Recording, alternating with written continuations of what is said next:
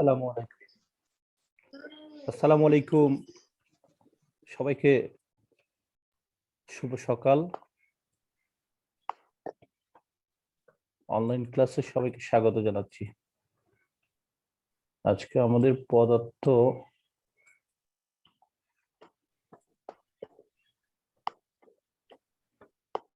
প্রথম পত্রের সবাইকে স্বাগতম।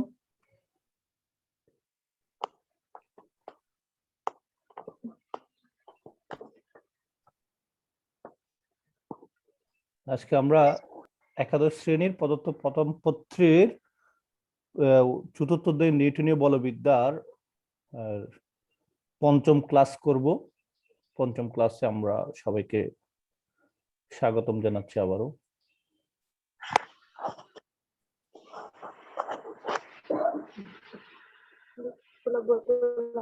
আচ্ছা, এখানে কিছু দেখতে পাচ্ছি কিনা? এখানে কিছু চাকা দেখতে পাচ্ছি, তাই না? এটা কিছু পিক দেখতে পাচ্ছি, পিক গুলোতে কিছু চাকাগুলো আসলে ঘুরে, তাই না? তাহলে একটা ঘূর্ণন প্রবণতা তৈরি হয়। এই ঘূর্ণন প্রবণতাটা বাধার সম্মুখীন হয়। তাই ঘূর্ণন একটা গতি আছে, সেই গতিটা বাধার সম্মুখীন হয়। এটা কি কারণে বাধার সম্মুখীন হয়? সেই বাধাটা কি কারণে হয়? এই বাধাটা যার কারণে হয় সেটাই হচ্ছে জড়তার ভ্রামক। সেটাই আসলে জড়তার ভ্রামক। দেখো, একটা বস্তু যখন তোমার এই সরল পথে চলে, তখন সরল পথে বা সরল রৈখিক পথে চলে, তখন তার ভরের জন্য তার গতিটা কি হয়? বাধাগ্রস্ত হয় ভরের কারণে। ভরটা যখন বেশি হয় তখন গতিটা বাধাগ্রস্ত হয়। ঠিক একটা বস্তু যখন ঘূর্ণন গতিতে থাকে, ঘূর্ণন গতি অবস্থা থাকা অবস্থায়, তখন যে রাশিটার কারণে বস্তুটার গতিটা বাধাগ্রস্ত হয়, সেই রাশিটাকে আমরা সাধারণত জড়তার ভ্রামক বলবো।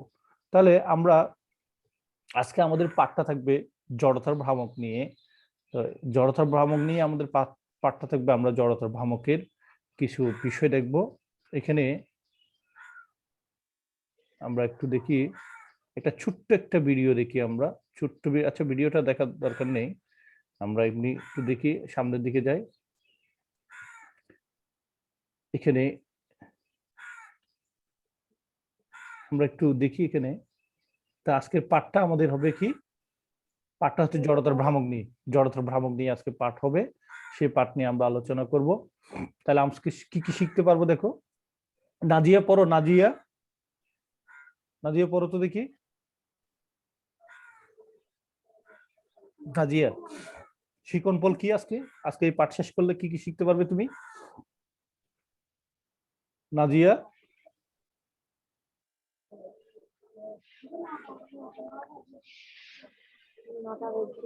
নাজিয়া নেই, নাজিয়া নেই। এই প্রমি পড়ো তো দেখি।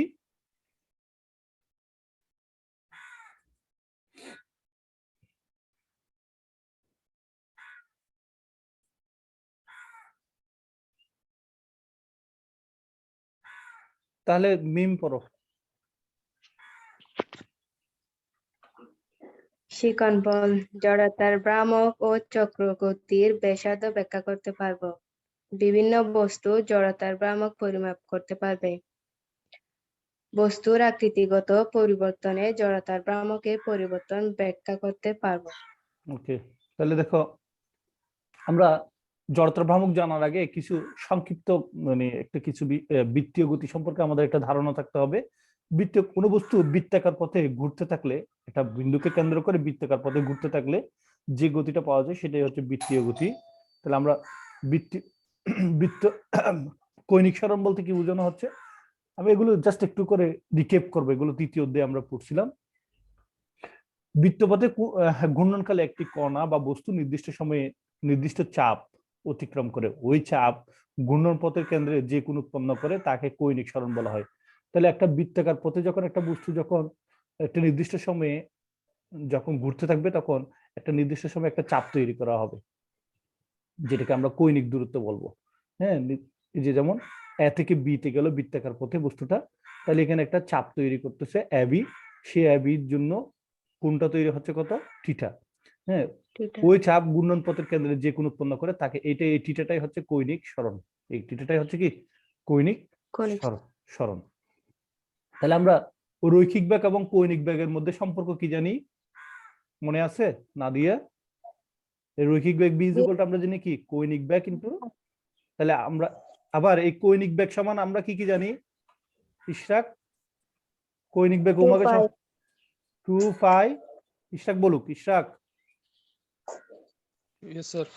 হ্যাঁ, কি হবে? ওমেগা সমান কি কি জানি 2 পাই বাই টি, অথবা 2 পাই 2 f। by f. অথবা আর কি কি বলতে পারবো?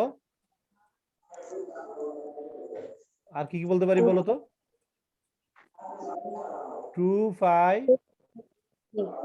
এন ডিভাইড বাই কি টি। টি। এগুলো আমরা জানি না। তাহলে আমরা কৌণিক বেগ ওমেগা সমান আমরা কি জানি 2 পাই বাই টি। টি বলতে এখানে টি বললে পর্যায়কাল বোঝানো হয়, আর এফ বললে কম্পাঙ্ক বুঝে, আর এন বলতে এখানে এন বলতে বোঝানো হচ্ছে তোমার কম্পন সংখ্যা, আর টি বলতে বোঝানো হচ্ছে মোট সময়। এই যে আমরা এগুলো জানি। আবার কেন্দ্রমুখী ত্বরণের সমীকরণ আমরা কি জানবো তাহলে? কেন্দ্রমুখী ত্বরণ সমান এ সমান আমরা কি জানি বি স্কয়ার ডিভাইড বাই আর। এটা আমরা তৃতীয় অধ্যায় থেকে জানছি। হ্যাঁ, সুতরাং ওমেগা স্কয়ার আর বি সমান আমরা জানি ওমেগা। তাহলে এখন বি সমান আমরা ওমেগা আর বসে দিলে এখানে ওমেগা স্কয়ার আর স্কয়ার হবে, আর আর কাটাকাটি যাবে, এখান থেকে আরেকটা একটা কাটাকাটি যাবে, তাহলে ওমেগা স্কয়ার আর হবে। এটা হচ্ছে, এগুলো মনে রাখতে হবে সবাইকে, কেন্দ্রমুখী ত্বরণের সমীকরণ। এরপর কৌণিক ত্বরণ। কৌণিক ত্বরণ ইকুয়াল টু আমরা আলফা ইকুয়াল টু কি জানি? কৌণিক ত্বরণকে আমরা আলফা দিয়ে প্রকাশ করি। আলফা ইকুয়াল টু আমরা জানি ডি ওমেগা ডিটি। আর কৌণিক সরণ টিটা ইকুয়াল টু আমরা কি দেখবো? Omega naught T plus half alpha T square. এটা আমরা এই সূত্রগুলো আমাদের জানতে হবে, এগুলো সবাই মাথায় রাখবো আমরা। এগুলো কিছু অঙ্ক করার সময় আমাদের এগুলো ব্যবহার করতে হবে। এখন দেখি এই অঙ্কটা একটু সবাই করতে পারে কিনা এই সূত্রগুলোকে ব্যবহার করে।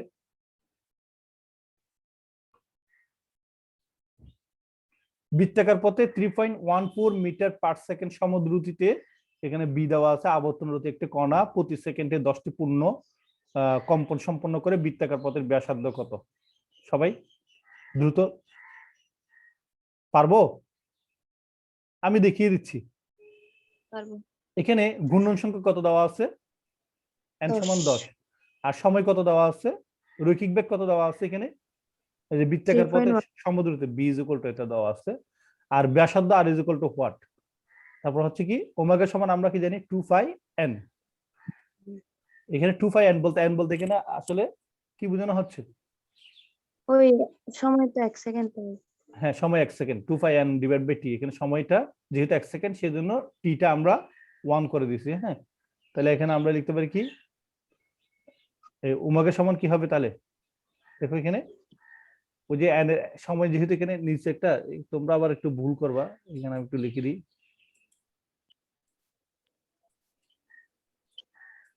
টি ইজ ইকুয়াল টু কি, টি আছে, টি ইজ ইকুয়াল টু কি 1 second, N is equal two 10। তাহলে এখানে আমরা এটা লিখতে পারি। আচ্ছা, তারপর হচ্ছে কি আবার বি ইজ ইকুয়াল টু আমরা কি জানি omega R. V is equal to কি জানি ওমেগা আর। তাহলে এখান থেকে আর ইজ ইকুয়াল টু কি হবে বি বাই ওমেগা। তাহলে এটার মান কত হবে? ব্যাসার্ধের মান কত হবে? 0.05 মিটার। তাহলে আমরা যে সূত্রগুলো কিছুক্ষণ আগে দেখছি এগুলো দিয়ে কয়েকটা অঙ্ক করতেছি। আর আরেকটা অঙ্ক দেখি, এটা পড়ো, ইশরাক পড়ো তো দেখি। একজন লোক 48 মিটার পার সেকেন্ড বেগে একটি বল খাড়া উপরের দিকে নিক্ষেপ হলো। বলটি কত সময় শূন্য থাকবে এবং সর্বোচ্চ কত উপরে উঠবে? কত সময় শূন্য থাকবে এটা মানে কি বিচরণকাল। বিচরণকালে যেহেতু খাড়া দিকে বলছি, তাহলে বিচরণকালের সমীকরণ কার মনে আছে বলো তো? টি ইজ ইকুয়াল টু কি 2 v naught divide by 2 pi into root over l divide. No 2 v naught divide by g না? জি স্যার। আর সর্বোচ্চ উচ্চতার সমীকরণ কি v square divide by 2 g. V square divide by yes.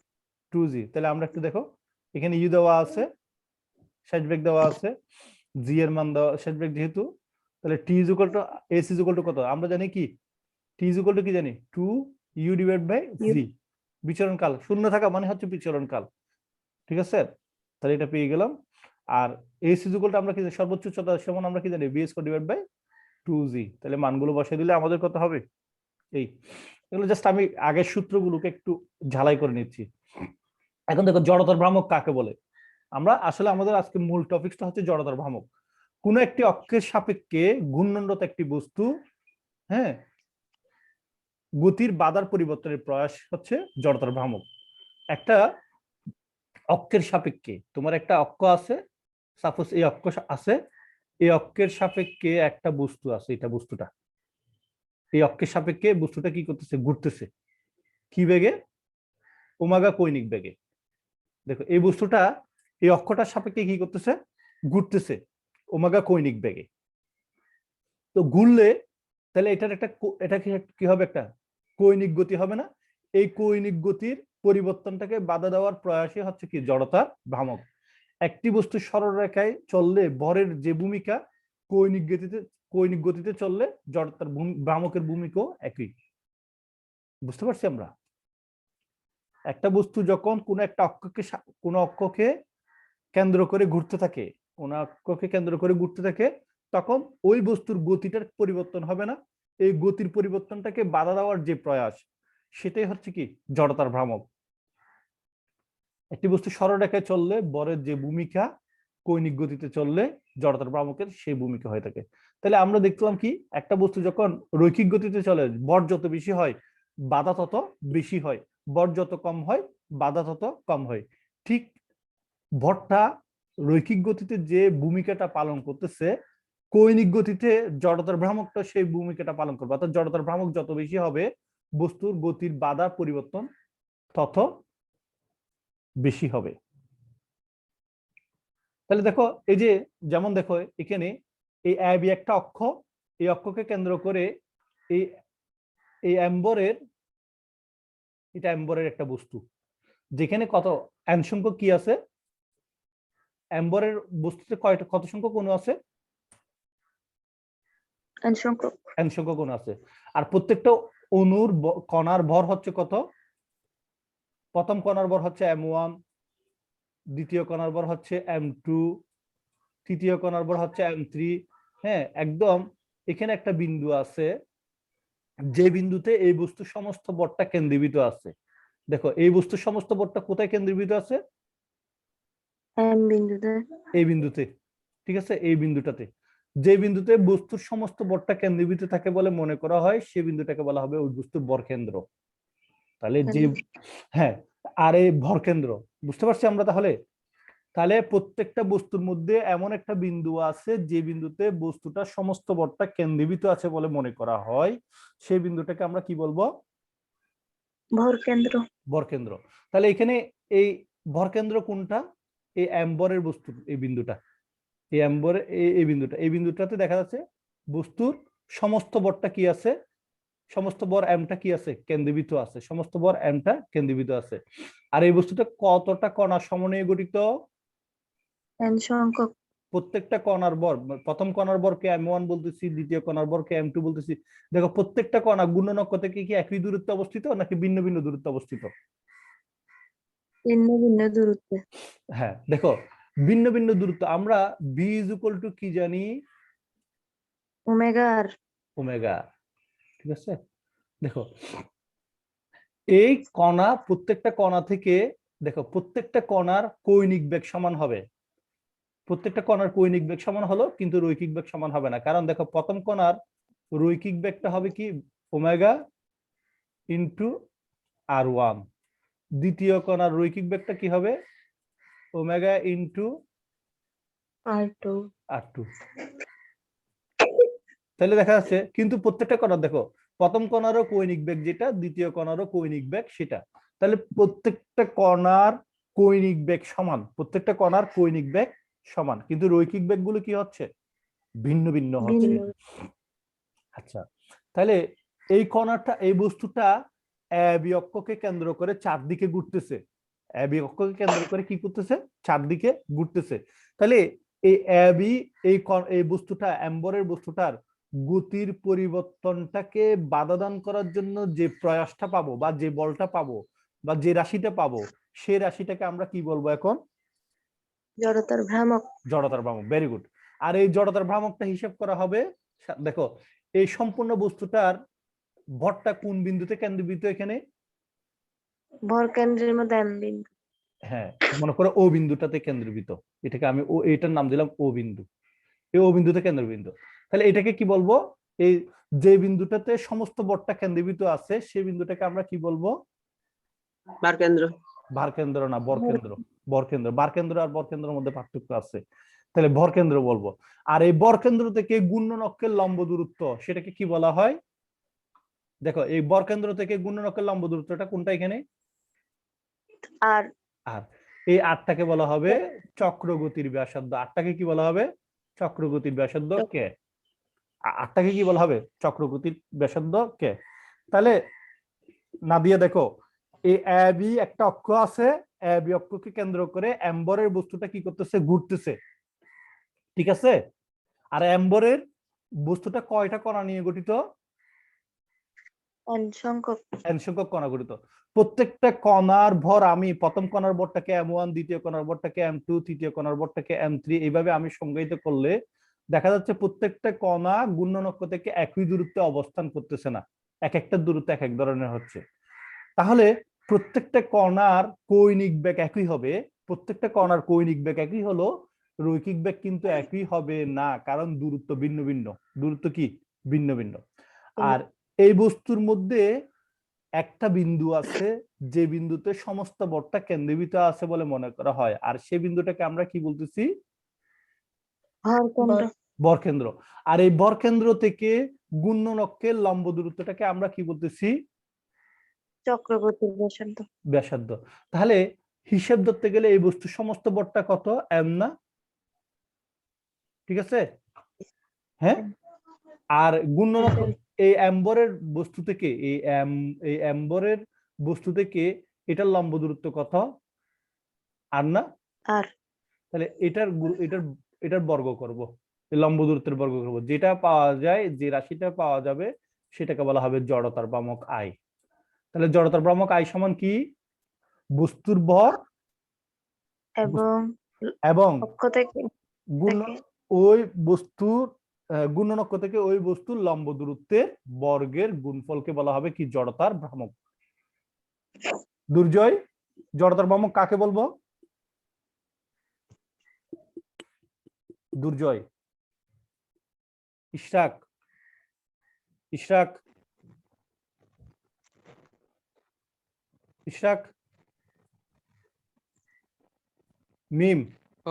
কোন একটি অক্ষের সাপেক্ষে গুণরত একটি বস্তুর গুণগতি পরিবর্তনকে বাধা দেওয়ার যে প্রয়াস, সেটাই জড়তার ভ্রামক। আচ্ছা, গাণিতিক ভাবে কি বলবো আমরা? গাণিতিক ভাবে জড়তার ভ্রামক কিভাবে পরিমাপ করব?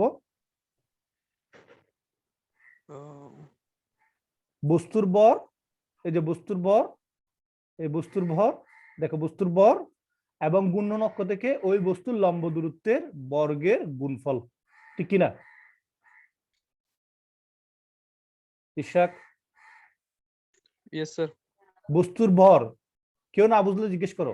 বস্তুর ভর এবং গুণনক্ষ থেকে ওই বস্তুর লম্ব দূরত্বের বর্গের গুণফলকে আমরা কি বলবো?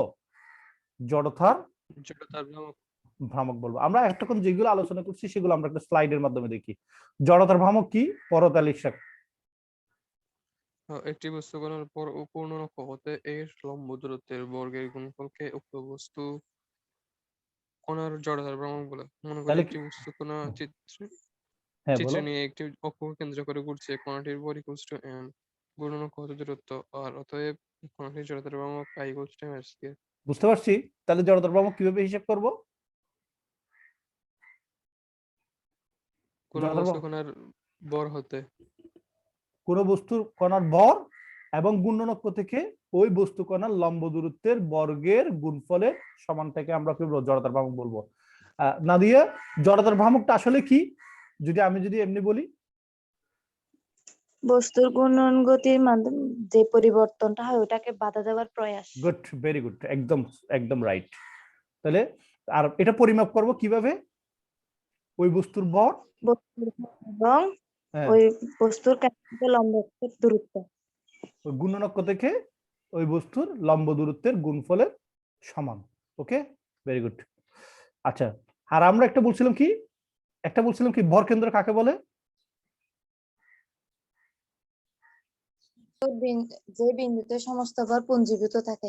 হ্যাঁ, তার মানে আরেকটা বলতে পারি আমরা এখানে, দেখো বস্তুর প্রতিটি কণার উপর ক্রিয়াশীল মাধ্যাকর্ষণ বলের লব্ধি ওই বস্তুর, দেখো মাধ্যাকর্ষণ বলটা যে বিন্দুতে কি আর প্রত্যেকটা বস্তুর মধ্যে মাধ্যাকর্ষণ বল আছে না, প্রত্যেকটা বস্তুর কণাগুলোর মধ্যে মাধ্যাকর্ষণ বল আছে, মাধ্যাকর্ষণ বল তো সবার থাকবে।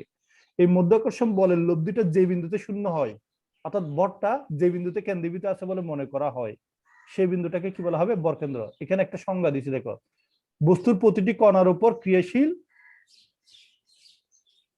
পরত বস্তুর প্রতিটি কণার উপর ক্রিয়াশীল মাধ্যাকর্ষণ বলের লব্ধি ওই বস্তুর যে বিন্দু দিয়ে যায় তাকে সেই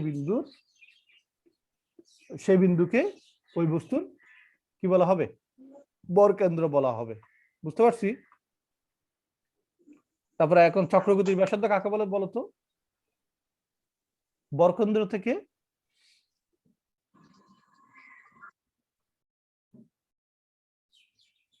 হ্যাঁ, দেখতে পাচ্ছি না।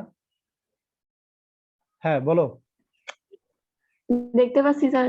হ্যাঁ বলো, চক্রগতির ব্যাসার্ধ কাকে বলে? স্যার পড়তাম, হ্যাঁ, ঘূর্ণনক্ষ হতে এমন একটি দূরত্ব আছে যেখানে বস্তুর সমগ্র ভর কেন্দ্রীভূত আছে। কল্পনা করলে জড়তার ভ্রামক পরিবর্তিত হয় না। একে চক্রগতির ব্যাসার্ধ বলে। তাহলে গুণনক্ষ থেকে এমন একটা বিন্দু আছে যেখানে সমস্ত ভর কেন্দ্রীভূত আছে বলে মনে করা হয়। আর যেখানে সমস্ত ভর কেন্দ্রীভূত থাকে সেটাকে আমরা কি বলি না দিয়ে? ভরকেন্দ্র। ভরকেন্দ্র। তার মানে গুণনক্ষ থেকে ভরকেন্দ্রের লম্ব মধ্যবর্তী দূরত্বকে আমরা কি বলবো? চক্রগতির ব্যাসার্ধ। গুড। তাহলে চক্রগতির ব্যাসার্ধ কি আমরা বুঝতে পারছি? হ্যাঁ, তাহলে এই বস্তুটা দেখো, এই বস্তুটার ভর যদি এই বস্তুটার ভর যদি m হয়ে থাকে এবং গুণনক্ষ থেকে এর ভরকেন্দ্র দূরত্ব যদি k হয়ে থাকে, তাহলে এই বস্তুর জড়তার ভ্রামক কত হবে? জড়তার ভ্রামক আমরা কি জানি? জড়তার ভ্রামক কি জানি? ইশরাক? ভর গুণ লম্ব দূরত্ব। হ্যাঁ, তাহলে এই বস্তুটার ভর কত? m। বস্তুটার ভর হচ্ছে m। আর ভরকেন্দ্র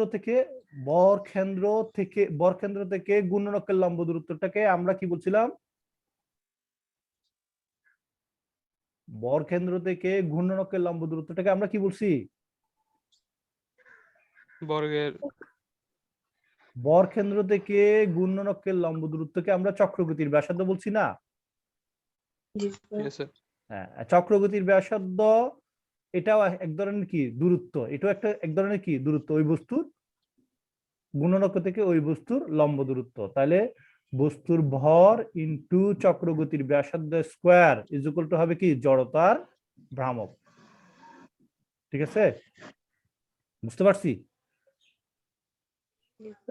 তাহলে আমরা চক্রগতির ব্যাসার্ধ, এখানে আমরা জড়তার ভ্রামক ইজ ইকুয়াল টু আমরা কি জানি?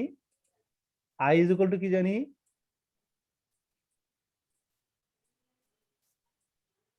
M R square. আচ্ছা, এখন যখন এই এমটা যখন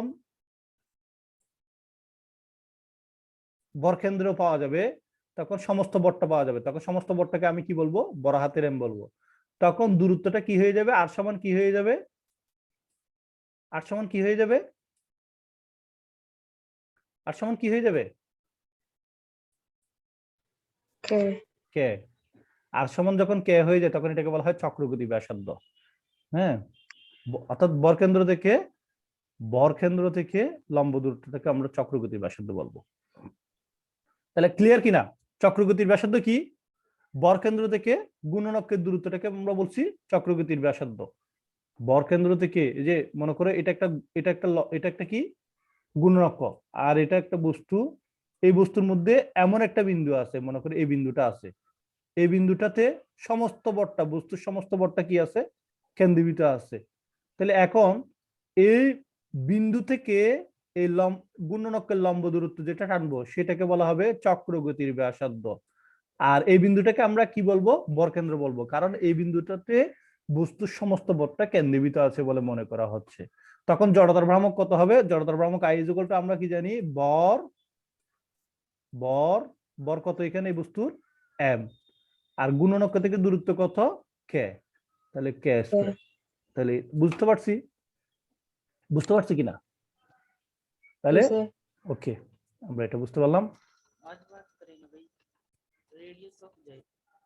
দেখো তাহলে চক্রগতির ব্যাসার্ধ আমরা কি বলবো এখন? দেখা যাচ্ছে চক্রগতির ব্যাসার্ধ গুণনক থেকে কোন বস্তুর বরকেন্দ্রের মধ্যবর্তী লম্ব দূরত্বটাকে আমরা কি বলতেছি? ঘূর্ণনক থেকে। এগুলো কিন্তু মাথায় রাখতে হবে সবাইকে। আচ্ছা, এখন দেখো জড়তার ভ্রামক ও কৌণিক গতিশক্তির মধ্যে একটা সম্পর্ক আছে। দেখো আমরা জড়তার ভ্রামক এবং কৌণিক গতিশক্তির মধ্যে সম্পর্কটা কি আমি জাস্ট একটু বলতেছি। আমরা জড়তার ভ্রামক ইজ ইকুয়াল টু কি জানি? mr স্কয়ার অথবা mk স্কয়ার। যে কোনো দূরত্ব দিলে আমরা কি বলবো? mr স্কয়ার বলবো। আর যদি দূরত্বটা যদি চক্রগতির ব্যাসার্ধ দেয় তখন আমরা কি বলবো? mk square. আচ্ছা, আমরা গতিশক্তি ইজ ইকুয়াল টু কি জানি? গতিশক্তি ইজ ইকুয়াল টু কি জানি সবার? Half mv square. Half M square. হ্যাঁ, আচ্ছা।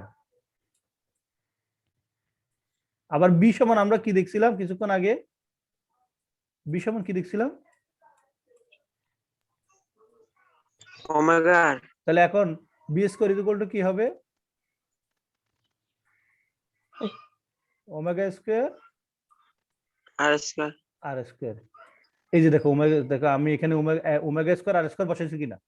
আবার আমরা দেখো আই ইজ ইকুয়াল টু কি দেখছিলাম আমরা? আই ইজ ইকুয়াল টু কি দেখছি?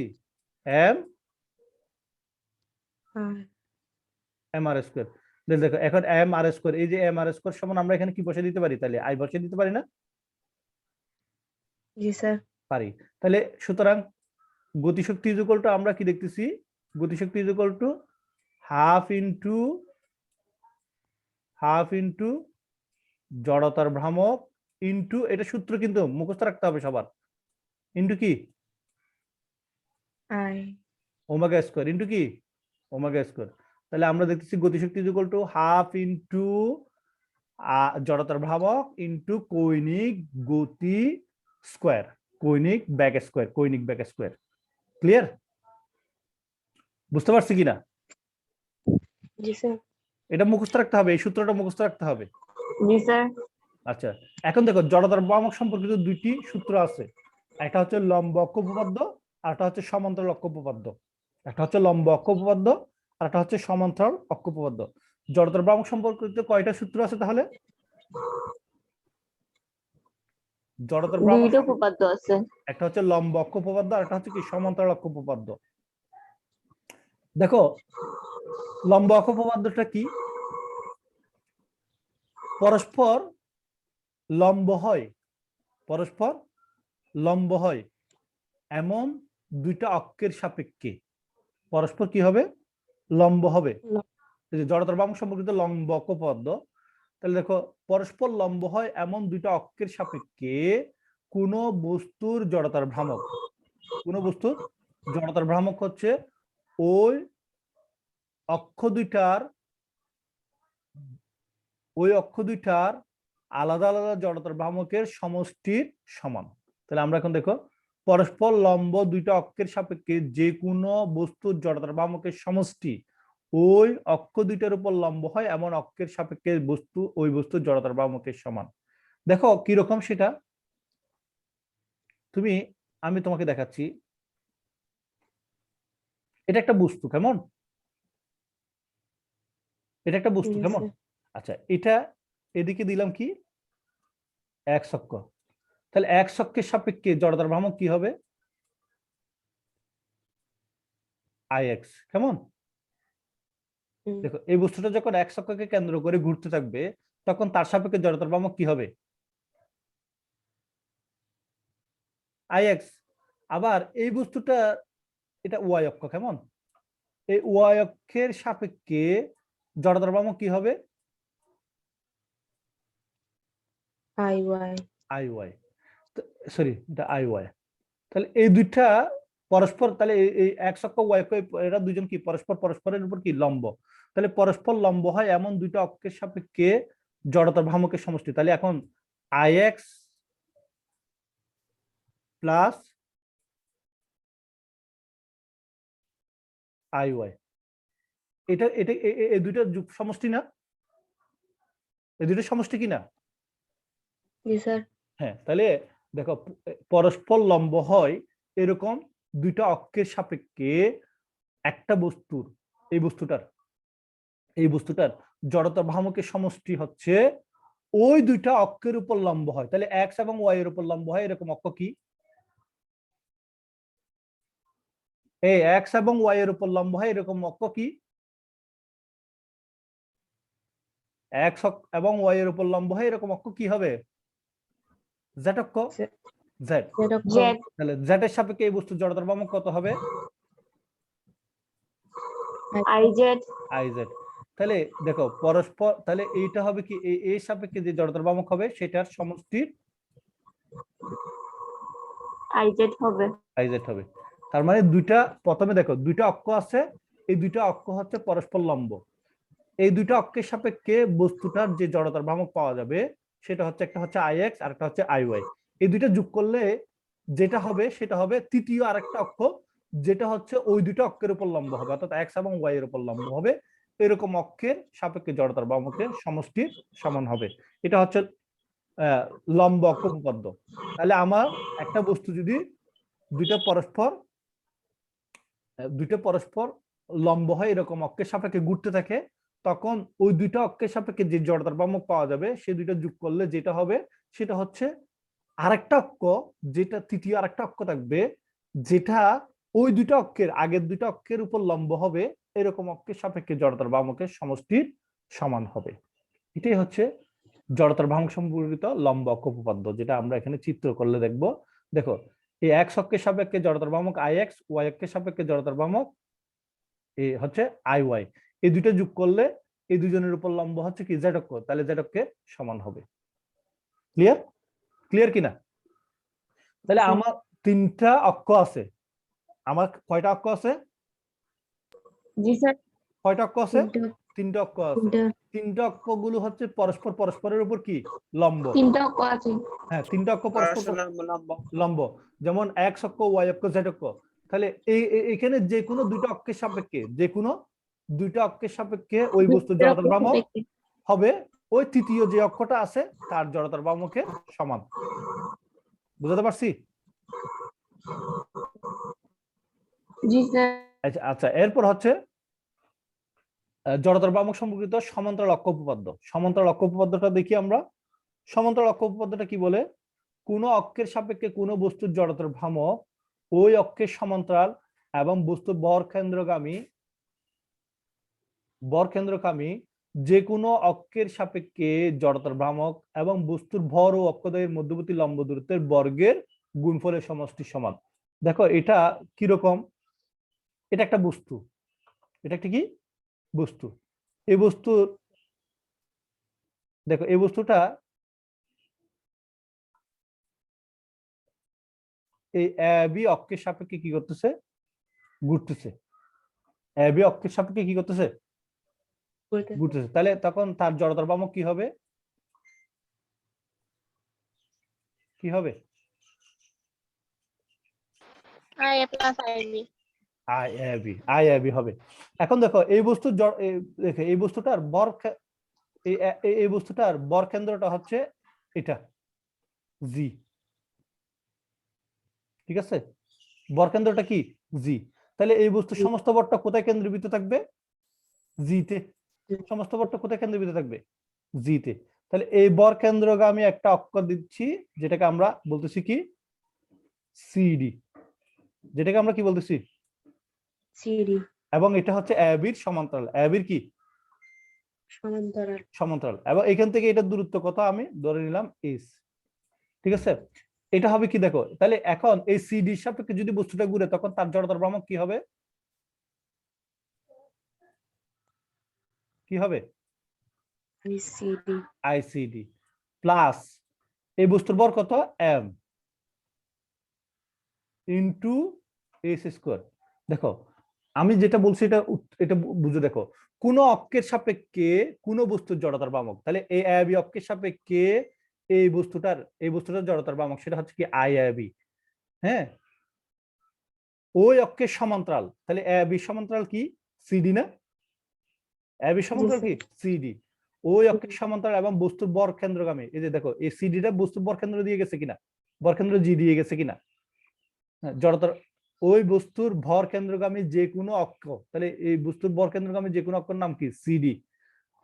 অক্ষের সাপেক্ষে জড়তার ভ্রামক এবং বস্তুর ভর এম ও অক্ষদ্বয়ের মধ্যবর্তী দূরত্ব। অক্ষদ্বয়ের মধ্যবর্তী দূরত্ব কত? এস না? মধ্যবর্তী দূরত্বের লম্ব দূরত্বের বর্গের গুণফলের, এই যে লম্ব দূরত্বের বর্গের গুণফলের সমষ্টির সমান। এটাই হচ্ছে কি সমান্তরাল অক্ষ উপপাদ্য। সমান্তরাল অক্ষ উপপাদ্য। তাহলে আমি একটা বস্তু নিলাম, এই বস্তুটার একটা অক্ষ হচ্ছে এ বি, যখন এ বি সাপেক্ষে এই বস্তুটা ঘুরে তখন তার জড়তার ভ্রামক হচ্ছে আই এ বি। এখন এই বস্তুটা এই এ বি অক্ষের সমান্তরাল একটা অক্ষ হচ্ছে সিডি, যেটা হচ্ছে বস্তুটার বরকেন্দ্র জি দিয়ে যায়। তাহলে এই অক্ষ দুইটার মধ্যবর্তী লম্ব দূরত্ব হচ্ছে এস, আর বস্তুটার বর যদি এম হয়ে থাকে তখন সূত্র মতে I A B equal to হবে তার সমান্তরাল যে অক্ষটা আছে এবং যেটা বরকেন্দ্রগামী দিয়ে যায় সেটার সাপেক্ষে জড়তার ভ্রামক প্লাস বস্তুর বর এবং অক্ষ দুইটার মধ্যবর্তী দূরত্বের বর্গের গুণফলের সমষ্টির সমান। দেখো বর্গের গুণফলের সমষ্টির সমান। এটা হচ্ছে সমান্তরাল অক্ষ উপপাদ্য। এটা হচ্ছে কি সমান্তরাল অক্ষ উপপাদ্য। তাহলে আমরা দুইটাই দেখছি আমরা। তাহলে সমান্তরাল অক্ষ উপপাদ্যটা দেখো, এখানে আমি যদি একটু তোমাদেরকে দেখাই, যেটা খুবই ইম্পর্টেন্ট এই চ্যাপ্টারটা, এগুলো থেকে প্রশ্ন হবে, এগুলো বুঝতে হবে আগে যে আমরা পড়ার জন্য। তাহলে এখন দেখো সমান্তরাল অক্ষ উপপাদ্য আমরা দেখলাম। তাহলে দেখো সমান্তরাল অক্ষ উপপাদ্য, এই যে দেখো একটা হচ্ছে কি বরকেন্দ্রগামী দিয়ে গেল, আর একটা হচ্ছে এই যে ওজেড একটা অক্ষ, এই যে সমীকরণটা আমরা লিখলাম যেটা আমি এতক্ষণ বুঝালাম। তাহলে আমরা এখন দেখলাম, তাহলে আমরা কয়টা উপপাদ্য জানি? সমান্তরাল অক্ষ উপপাদ্য কয়টা, জড়তার ভ্রামক সম্পর্কে কয়টা উপপাদ্য জানি? কয়টা জানি? দুইটা। একটা হচ্ছে কি লম্ব অক্ষ উপপাদ্য, এখানে তিনটা অক্ষ থাকবে, যে কোনো দুইটা লম্ব অক্ষ দুইটার লম্ব সমষ্টি। অক্ষ উপপাদ্য আর হ্যাঁ সমান্তরাল অক্ষ উপপাদ্য। হ্যাঁ, লম্ব অক্ষ উপপাদ্যের মধ্যে বলা হচ্ছে দুইটা লম্ব হয় এরকম অক্ষের সাপেক্ষে যে জড়তার ভ্রামকটা পাওয়া যাবে সেটা বাকি আরেকটা অক্ষ যেটা ওই দুইটা অক্ষের উপর লম্ব হবে এরকম অক্ষের সাপেক্ষে জড়তার ভ্রামকের সমষ্টির সমান হবে। তাহলে এরপর হচ্ছে সমান্তরাল অক্ষ উপপাদ্য, সেটাতে কোনো একটা অক্ষের সাপেক্ষে কোনো বস্তুর জড়তার ভ্রামক হবে ওই বস্তু বরকেন্দ্রগামী এবং ওই অক্ষটার সমান্তরাল অক্ষের সাপেক্ষে জড়তার ভ্রামক এবং অক্ষ দুইটার মধ্যে বস্তুর ভর এবং অক্ষ দুইটার মধ্যবর্তী দূরত্বের বর্গের গুণফলের সমষ্টির সমান হবে। এই দুইটা অক্ষ উপপাদ্য আমরা শিখলাম।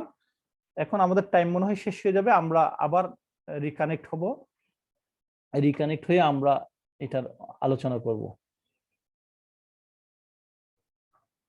ওকে, আমরা রিকানেক্ট হই, টাইম মনে হয়